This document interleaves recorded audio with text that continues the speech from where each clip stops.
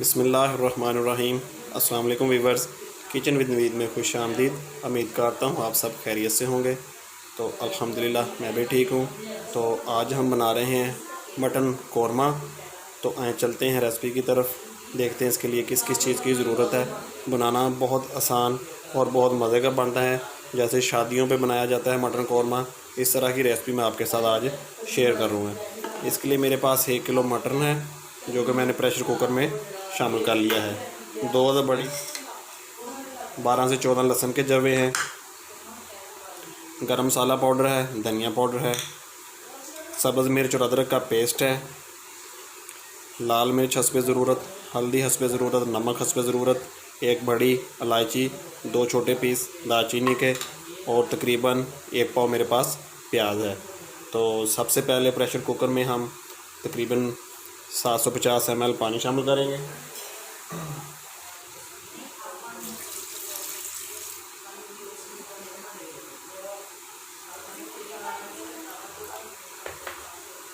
ये तकरीबन 750 ml हो गया जी। तो अब हम इसमें प्याज शामिल कर देंगे। बिस्मिल्लाहिर्रहमानिर्रहीम। तो साथ ही तमाम स्पाइसेस जो हैं वो भी ऐड कर देंगे हम। टमाटर चला जाएगा इसमें, बिस्मिल्लाहिर्रहमानिर्रहीम। लहसुन चला जाएगा साबुत, तमाम लाल मिर्च का पाउडर, हल्दी पाउडर, नमक और साबुत गरम मसाला ये भी इसमें चला जाएगा। तो अब मैं प्रेशर कुकर को बंद कर दूंगा।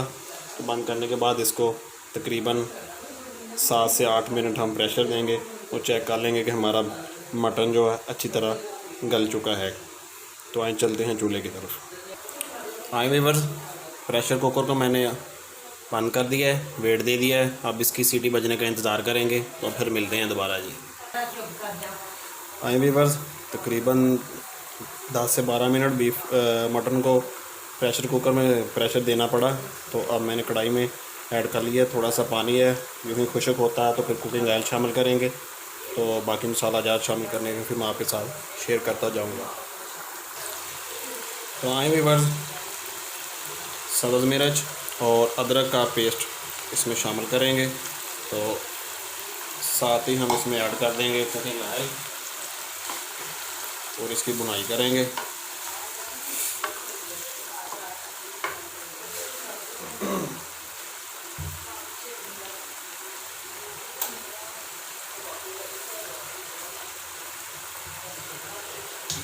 अब मैं इसमें 2 चम्मच जो हैं खाना पकाने वाले जो लकड़ी का जो चम्मच है, कुकिंग ऑयल इसमें शामिल कर दूँगा।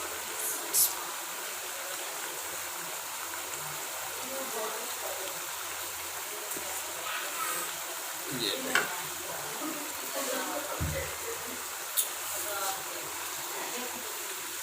2 चम्मच इसमें ये ऐड कर लिए। अब इसकी मैं 5 से 7 मिनट तेज़ आंच पे इसकी भुनाई करूँगा अच्छी तरह जी। तो फिर बाकी मसाला जार जो है गरम मसाला और धनिया पाउडर इसमें मैं ऐड करूँगा। हाँ व्यूअर्स, 5 से 6 मिनट मैंने इसकी भुनाई कर ली है। तो अब इसमें जाएगा धनिया पाउडर और साबुत गरम मसाला पाउडर। तो ये अब मैं इसमें ऐड करूँगा और इसकी जब तक ऑयल ऊपर नहीं आ जाता 4 से 5 मिनट इसकी मज़ीद भुनाई करेंगे हम।